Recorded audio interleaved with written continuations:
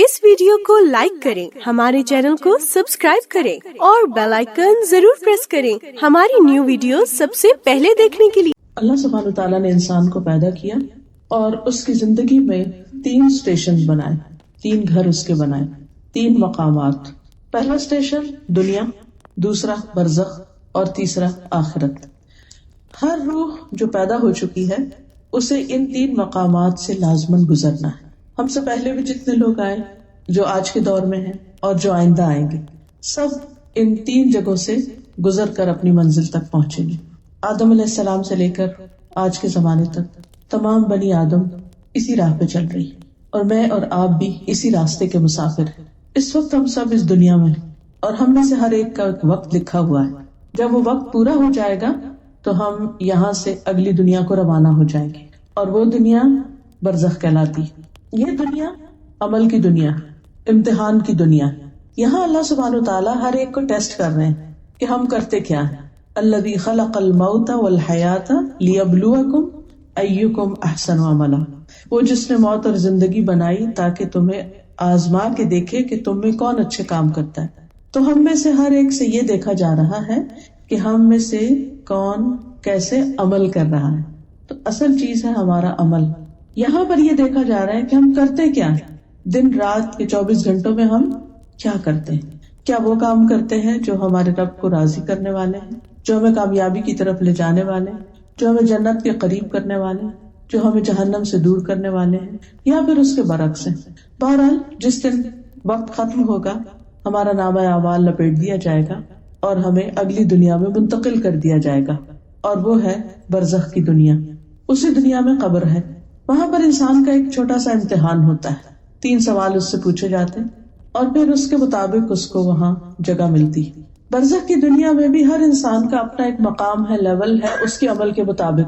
जैसे इस दुनिया में इंसानों के दर्जात हैं मुख्तलिफ, माल के एतबार से, इल्म के एतबार से, जॉब के एतबार से इंसानों में फर्क है।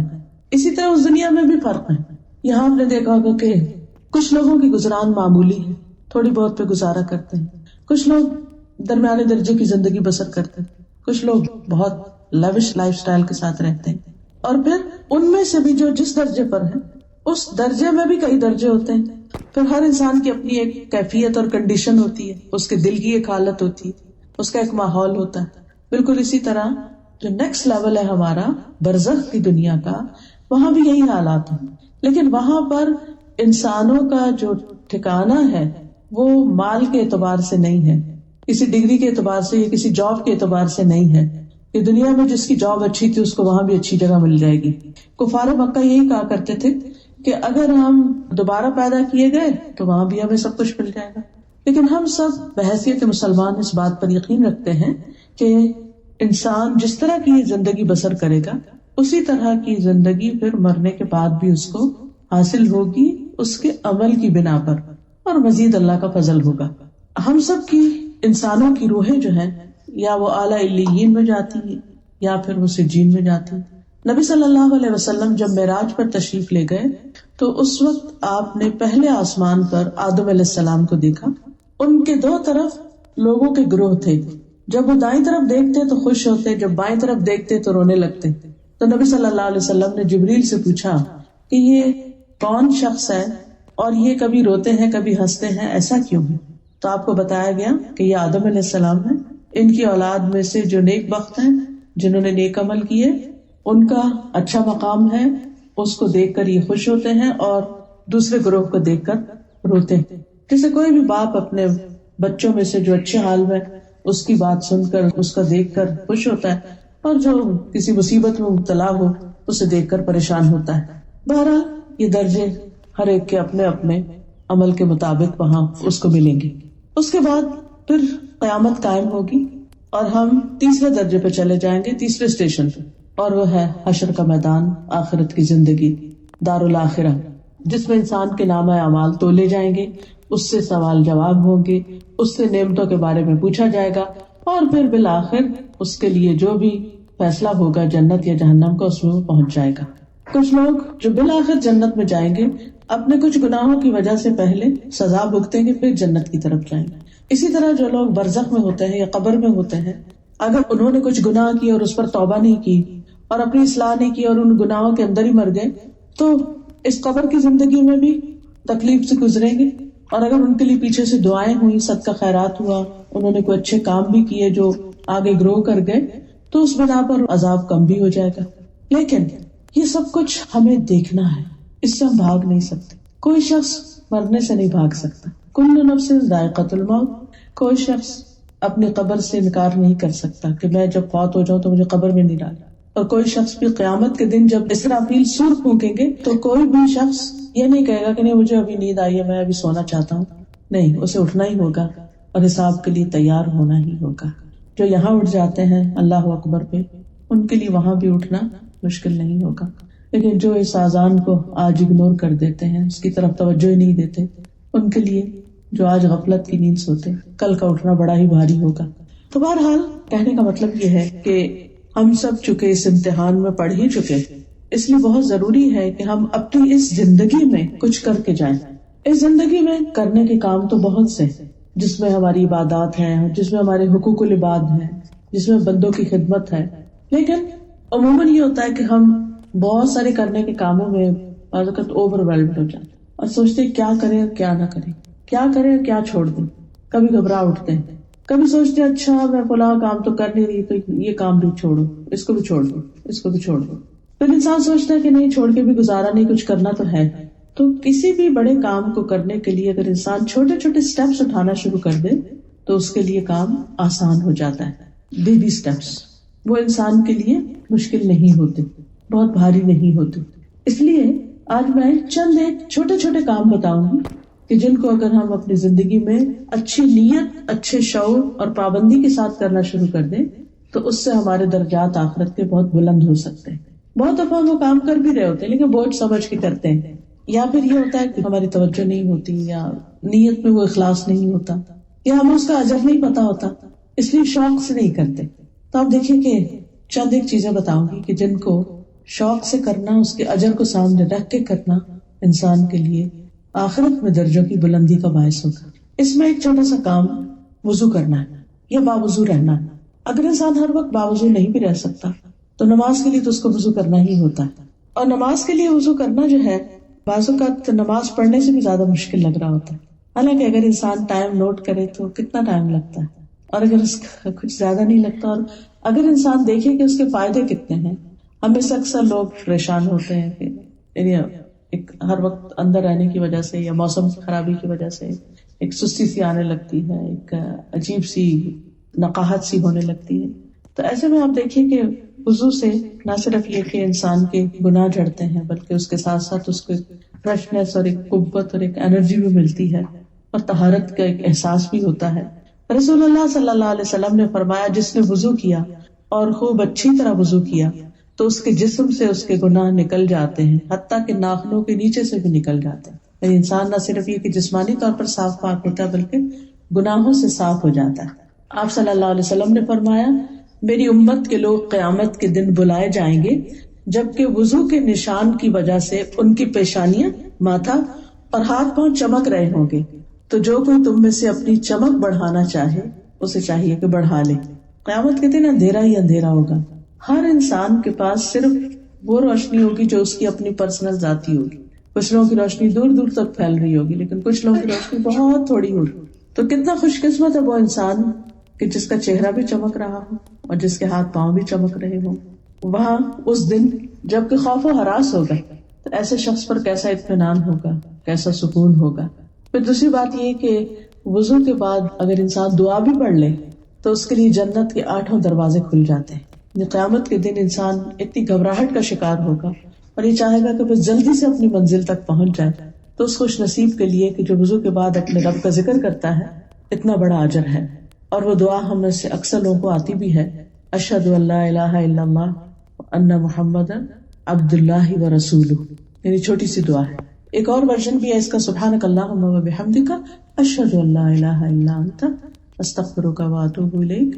پھر اسی طرح اشہد ان لا الہ الا اللہ و اشہد ان محمد عبد اللہ ورسولہ پڑھنے میں تو کچھ بھی دیر نہیں لگتی. کلمہ شہادت ہی ایک طرح سے انسان پڑھتا ہے.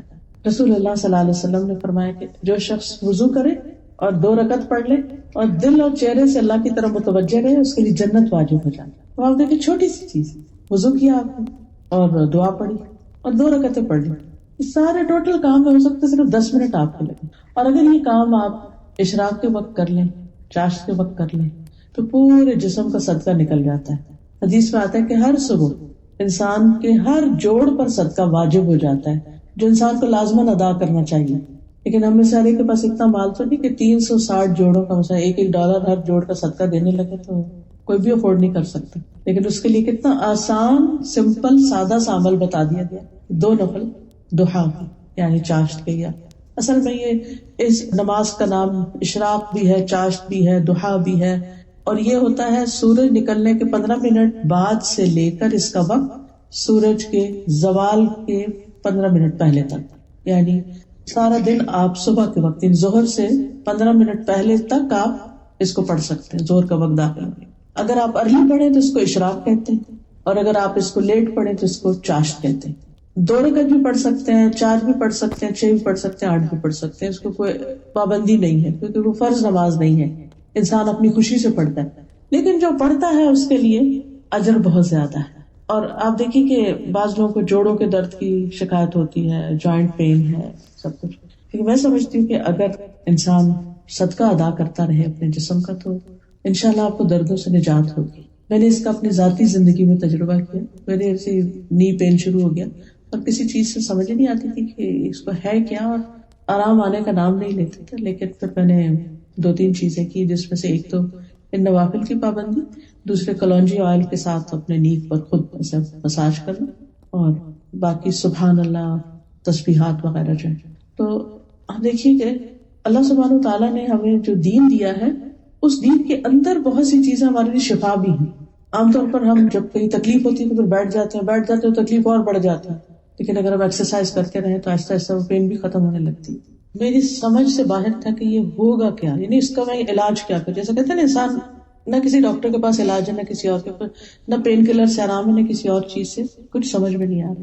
لیکن جب میں نے یہ حدیث پڑھائی، میں UK میں تھی 2013 میں، اور 40 نبوی پڑھا رہی تھی، اور اس میں یہ حدیث آ گئی. حالانکہ نفل یہ 4 سے اشراق کے تو پہلے بھی سنے ہوئے تھے، اور چاہے چلتے پھرتے شاید کہیں یہ بھی سنا ہوا تھا کہ 360 جوڑوں کا صدقہ بھی دینا ہوتا ہے، لیکن کبھی توجہ نہیں دی تھی اور کبھی کانشیسلی عمل نہیں اس پر کیا تھا.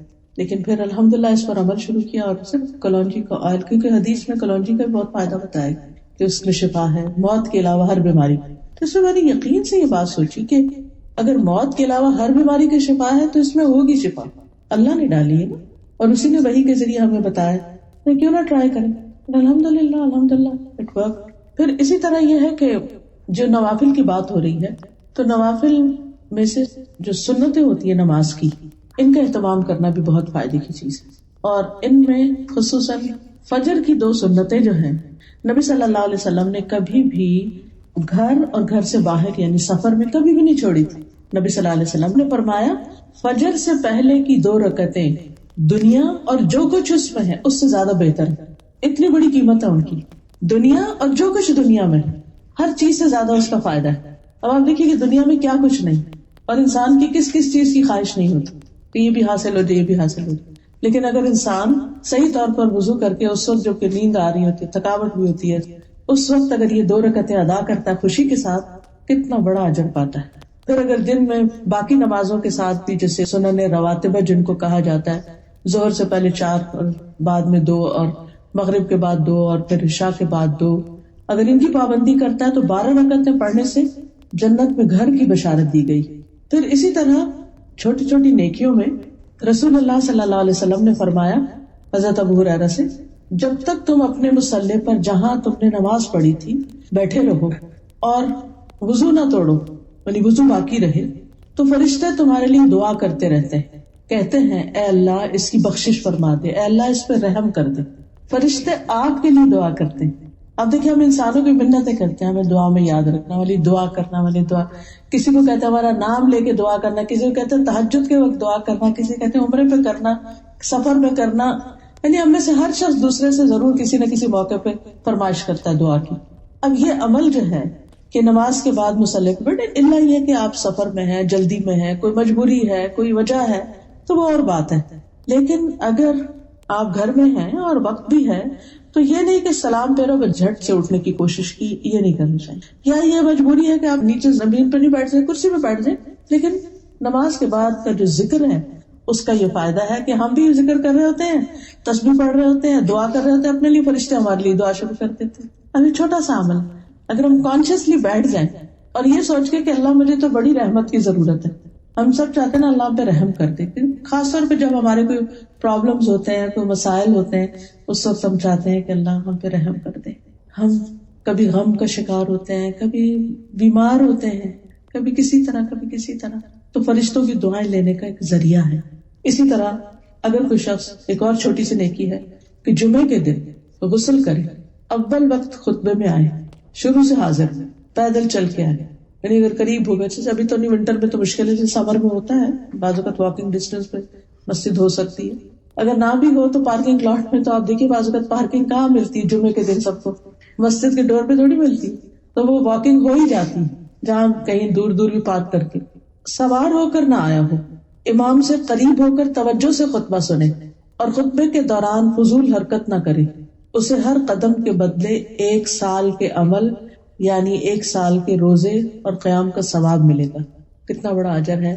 جمعے کے دن اہتمام کر کے، غسل کر کے، اور جتنی بھی مشقت اٹھانی پڑے اٹھائے اور انسان پہنچے، توجہ سے خطبہ سنے، خطبے کے دوران نہ کسی سے بات کرے، نہ کسی کی طرف توجہ کرے، پورے دھیان سے سنے، اور پھر کوئی فضول حرکت بھی نہ کرے. کیونکہ بعض لوگ بچوں سے کھیلنے لگتے ہیں، کوئی کچھ کھانا شروع کر دیتا ہے، یا کوئی نہیں، توجہ اس کی خطبے کی طرف رہے. اور پھر شروع میں آئے، ارلی آئے، جلدی آئے. اچھا، ہم ارلی بعض اوقات اس لیے تو آ جاتے ہیں کہ پارکنگ قریب مل جائے، لیکن اگر ہم ارلی آگے بھی پارکنگ دور کر لیں کہ چلو کسی اور کو، یہ میرا حق تھا، یہ میرا اسپاٹ تھا، لیکن میں نے چھوڑ دیا کسی کے لیے، اس کو پتا بھی نہیں کس نے آپ کے لیے چھوڑا، صدقہ کر دیا اپنا وہ اسپاٹ، دور جا کے پارک کر کے واک کر کے آئے اس نیت سے کہ میں نے یہ والا اجر لینا ہے، 1 سال کے روزوں کا اجر لینا ہے. اب کہنے کو چھوٹا سا مطلب صحیح مسلم کی حدیث ہے، بہت بڑا اجر، لیکن جو ہمیں پتہ نہیں ہوتا تو اس لیے ہم پھر اس کے اپوزٹ ہی کام کر رہے ہوتے ہیں. ویسے بھی عام طور پر مسجد جانا، اور خصوصاً اس ملک میں آپ دیکھیے کہ جب گھر میں اصل والی اذان سنی نہیں پاتے ہم، اور ایک روحانی اور اسپرچل ماحول کی کمی ہوتی ہے، تو اسپیشلی بچوں کو لے کے جانا، خود جانا، بعض اوقات ہسبینڈ جاب پر ہوتے ہیں یا یہاں نہیں ہوتے، تو ایسی صورت میں بچوں کو لے کے جانا، پہنچانا، یہ بھی ایک بہت ہی بڑا اجر و ثواب کا کام ہوتا ہے. رسول اللہ صلی اللہ علیہ وسلم نے فرمایا 7 قسم کے آدمیوں کو اللہ تعالیٰ اس دن اپنے عرش کے سائے تلے جگہ دے گا جس دن اس کے سائے کے علاوہ کہیں بھی سایہ نہیں ہوگا. اور ان میں سے ایک آدمی وہ جس کا دل مسجد میں اٹکا ہوا ہو، جس کی محبت مسجد سے ہو، پلٹ پلٹ کے مسجد کی طرف جائے، کیونکہ مسجد کی محبت انسان کے اندر ایک بہرحال خیر لاتی ہے. انسان جاتا ہے، اذان سنتا ہے، جواب دیتا ہے، دعا کرتا ہے، دعا قبول ہوتی ہے، پھر نماز پڑھتا ہے، اس نماز میں خوشبو اور ہوتا ہے. گھر میں اور کام یاد آ رہے ہوتے ہو، یہ نظر آ گیا، وہ آ گیا، لیٹ بھی ہو جاتی نماز، کبھی دھیان بھی نہیں ہوتا. تو کم از کم 1 ویک تو ایسا اسکیڈول بنانا ہی چاہیے. اگر جمعے کا دن ہو، اگر اس وقت نہیں تو پھر عشاء کی نماز جیسے بچوں کو لے کے انسان پہنچ جائے تاکہ وہ بھی جماعت سے پڑھ لیں، ہم بھی پڑھ لیں، تھوڑی آؤٹنگ بھی ہو جائے. ہر ایک اپنے اپنے حساب سے پلان کر سکتا ہے. اللہ تعالیٰ قیامت کے دن اعلان کرے گا میرے پڑوسی کہاں ہے، میرے پڑوسی کہاں ہے. فرشتے پوچھیں گے اے ہمارے رب کسے زیب دیتا ہے کہ وہ آپ کے پڑوس میں آئے؟ تو اللہ تعالیٰ فرمائے گا وہ مسجدوں کو آباد کرنے والے کہاں ہیں. وہ جو بار بار مسجدوں میں آتے تھے، ان کو آباد کرتے تھے، وہ کدھر ہیں؟ وہ میرے پڑوسی. پھر اسی طرح ہر قدم پر مسجد کی طرف جاتے ہوئے ہر قدم پر ایک گناہ معاف ہوتا ہے، ایک نیکی لکھی جاتی ہے. اور یہ آتے اور جاتے دونوں وقت میں ہوتا ہے، صرف جانے کا نہیں ثواب ہوتا، آنے کا بھی ہوتا ہے. پھر اسی طرح جو مسجد کی تعمیر میں حصہ لیتا ہے وہ جنت میں اپنا گھر بناتا ہے. خواہ حدیث میں آتا ہے خواہ پرندے کے گھونسلے کے برابر، یعنی چھوٹے سے چھوٹا حصہ بھی ڈال دے انسان، وہ بھی کاؤنٹ ہوتا ہے. پھر اسی طرح وہاں انسان جاتا ہے صدقہ جو کرتا ہے، یا عام زندگی میں صدقہ خیرات ہے، تو اس میں بھی ضروری نہیں کہ بہت بڑی کوئی اماؤنٹ ہو تو پھر ہی ثواب ملتا ہے. اگر ایک کھجور بھی انسان کسی کو دیتا ہے اس کا بھی اجر و ثواب ہوتا ہے. اور جب انسان صدقہ کر رہا ہوتا ہے تو فرشتوں کی دعا ملتی ہے اس کو. حدیث میں آتا ہے کہ ہر روز جس میں بندے صبح کرتے ہیں 2 فرشتے اترتے ہیں، ان میں سے ایک کہتا ہے اے اللہ دینے والے کو اور زیادہ دے، دینے والے کو اور زیادہ دے، اور اے اللہ روکنے والے کا پہلا بھی ضائع کر دے. جو کسی کو نہیں دیتا اس کے اپنے بھی کام نہ آئے. پھر اسی طرح دینا اس طرح چاہیے کہ دایاں ہاتھ دے تو بائیں کو خبر نہ ہو، چھپا کے دینا چاہیے، خاموشی سے دینا چاہیے. بہت اس کا اشتہار نہیں دینا چاہیے، کیونکہ جب انسان دکھاوا کر کے دیتا ہے تو بعض اوقات وہ اس کے اندر سے وہ خوشی بھی چلی جاتی ہے اور اس کا اجر بھی چلا جاتا ہے، کیونکہ بندوں سے تعریف مقصود ہوتی ہے۔ اسی طرح ایک اور آسان عمل ہے زبان سے اللہ کا ذکر کرتے رہنا، دل میں بھی اللہ کی یاد ہو لیکن ذکر کرتے رہنا۔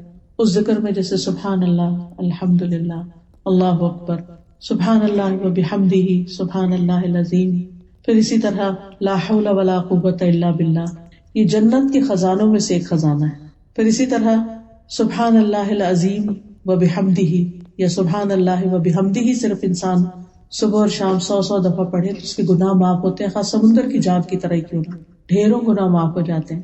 پھر درود شریف پڑھنا، اور خصوصاً جمعے کے دن درود شریف پڑھنا، کیونکہ اس کا خاص ذکر آیا ہے۔ عام دنوں میں اگر مثلاً آپ ایک تسبیح کرتے ہیں درود شریف کی، تو جمعے کے دن اس سے زیادہ کر لیجیے۔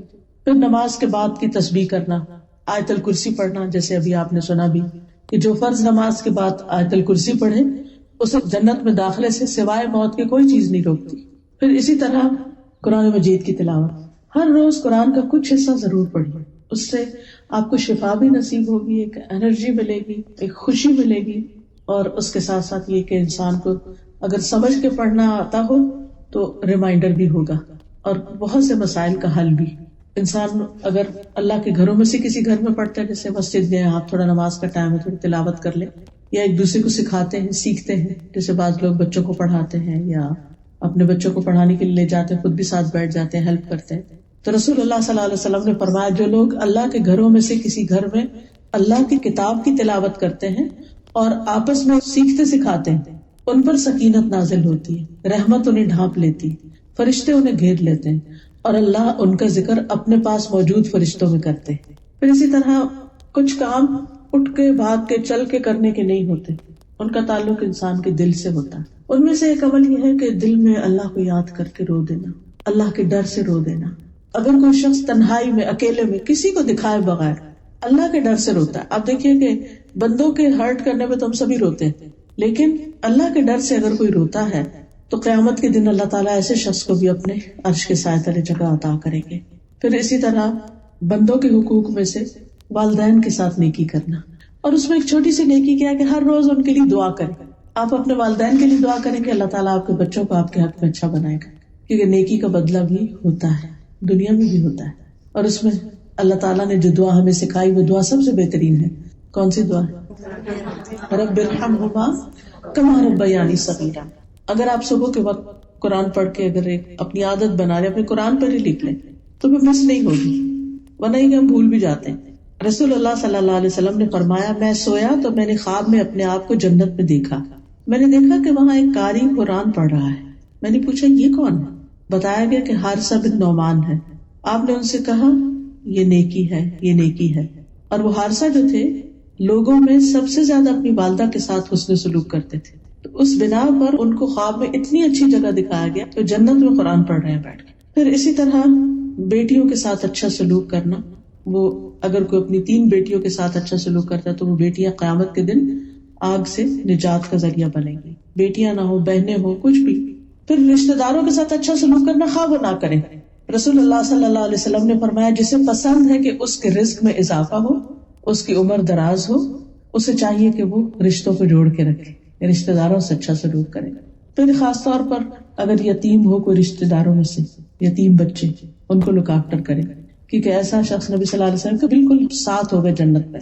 پھر دوسروں کی تکلیفیں دور کرنا، اس بات پہ نظر رکھنا کہ کون کس تکلیف میں۔ آپ نے دیکھا ہوگا کہ بعض لوگ اتنے سنگ دل ہوتے ہیں کہ اگر ان کے گھر میں بھی کوئی بیمار ہو نا تو ان کو پرواہ نہیں ہوتی، اور خصوصاً آپ دیکھیں ہماری جو ینگر جنریشن ہے نا، ان کی سمجھ میں نہیں یہ بات آتی کہ بڑوں کو لک آفٹر بھی کرنا ہے یا ان کا حال بھی پوچھنا ہے۔ تو ان کو جیسے سمر میں اگر والنٹیئر وغیرہ کرایا جائے، ہاسپٹل میں لے جایا جائے یا اولڈ ہوم وغیرہ میں، تو یہ چیز دلوں کو نرم بھی کرتی ہے، اور اس کے علاوہ یہ ہے کہ ان کے اندر ایک ادب اور ایک مینر بھی آتا ہے جو ہم ہی کو سکھانا ہے۔ تو کسی کی بھی تکلیف دور کرنا، کسی کا بھی حال پوچھنا، کسی کی بھی کیئر کرنا، اپنا ہو پرایا ہو، گھر کا ہو باہر کا ہو۔ رسول اللہ صلی اللہ علیہ وسلم نے فرمایا جس شخص نے کسی مومن کی دنیاوی تکلیفوں میں سے کوئی تکلیف دور کی، اللہ اس کی قیامت کی تکلیفوں میں سے کوئی تکلیف دور کر دے گا۔ اور جس کسی نے کسی تنگ دست کے لیے آسانی کی ہے، اس کے پاس اپنی ضرورت کے پیسے نہیں ہے کچھ، اس کے لیے اس کا وظیفہ لگا دیا یا اس کو کوئی چیز خرید کے دے دی, آسانی کر دی, اللہ اس کے لیے دنیا اور آخرت میں آسانی کرے گا. اور جس نے کسی مسلمان کا عیب ڈھانپ دیا, پردہ پوشی کی, اللہ تعالیٰ آخرت میں اس کے گناہ ڈھانپ دے, پردہ پوشی کر دے. اسی طرح مریض کی عادت کرنے والا جو ہے اس کے لیے 70,000 فرشتوں کی دعائیں ہوتی ہیں. اگر کوئی صبح کے وقت کرتا ہے سارا دن 70,000 فرشتے اس کے لیے بخشش کی دعائیں کرتے ہیں, اور اسی طرح شام کے وقت کرنے والے کے لیے. پھر اسی طرح اچھا اخلاق جو ہے اس کا اجر اتنا زیادہ ہے جیسے کوئی شخص سارا دن روزہ رکھے اور رات ساری نماز پڑھے. جو اچھے اخلاق کے ساتھ کسی سے ملے, کسی کی کیئر کرے, مسکرا کے دیکھے, آگے بڑھ کے ملے, دوسرے پہ رحم کرے, کیونکہ جو دوسروں پہ رحم کرتے ہیں رحمان ان پہ رحم فرماتا ہے. پھر اسی طرح ہمبلنس, تواضع سے ملنا. پھر ایک دوسرے کو سلام کرنے میں پہل کرنا, کیونکہ جو آغاز کرتا ہے اس کو 30 نیکیاں ملتی. اور پھر یہ بھی ہے کہ اگر کوئی شخص اللہ کی خاطر کسی سے محبت کرتا ہے قیامت کے دن عرش کے سائے تلے ہوگا. پھر اسی طرح بعض اوقات یہ بھی ہوتا ہے کہ انسان کو کوئی تکلیف آ جاتی, جیسے کسی کی نگاہ کمزور ہو جاتی ہے, آنکھیں چلی جاتی, اور میں جس کے اللہ نے 2 آنکھیں لے لی اس کی یعنی نگاہ لے لی اس کے لیے جنت ہے. پھر ایک بات یہ یاد رکھیے کہ ہر نیکی جو ہے اس کا اجر 10 سے 700 گنا تک ہے. کوئی کام کرے اس میں اخلاص بڑھا دے تو اس کا اجر اور زیادہ بڑھ جائے گا, اور اگر کوئی انسان برائی کرتا ہے تو اس کا گناہ ایک ہی ہوتا ہے. پھر اسی طرح کچھ چیزیں ایسی ہوتی ہیں کہ جس میں انسان ان کو بالکل چھوٹا سمجھتا ہے, لیکن انسان کو نہیں پتا کہ کل قیامت کے دن وہی چیز اس کے کام آ جائے. کبھی کہتے ہیں نا کھوٹا سکہ بھی کام آ جاتا ہے. کبھی آپ نے گھر میں ایسے ہی بچا کچھ چینج رکھا ہوا ہوتا ہے اور کئی دفعہ وہی آپ کی ضرورت ہوتی ہے, وہی اسی سے بہت سا کام نکل جاتا ہے. خاص طور پر اگر آپ اسٹور میں جاتے ہیں اور آپ کو ٹرالی نکالنے کے لیے کوائن چاہیے تو اس وقت اس کی بڑی قدر آتی ہے. وہ سارا سامان خود اٹھانا پڑے تو کتنی مشکل ہو جائے. پھر اسی طرح انسان اگر تکلیف دہ چیز کسی کے راستے سے ہٹاتا ہے تو اس پر بھی اس کے لیے اجر ہے, چاہے وہ راستے سے کوئی جوتا ہی ہو. پھر علم حاصل کرنے کے لیے نکلتا ہے تو اس پر اجر ہے. تو آخری بات یہی ہے کہ عمل کوئی بھی ہو, چھوٹا ہو بڑا ہو, اللہ کی خاطر کیا جائے, شعور سے کیا جائے تو اس کا اجر کئی گنا بڑھ جاتا ہے. اور پھر یہ ہے کہ اس میں ہمیشگی کی جائے, یعنی کہ ایک دفعہ کر کے بس چھوڑ دیا جائے, اسے ریگولر بیسس پر کیا جائے. تو اللہ تعالیٰ سے دعا ہے کہ اللہ تعالیٰ ہمیں عمل کرنے والا بنائے. وآخر دعوانا الحمدللہ رب العالمین.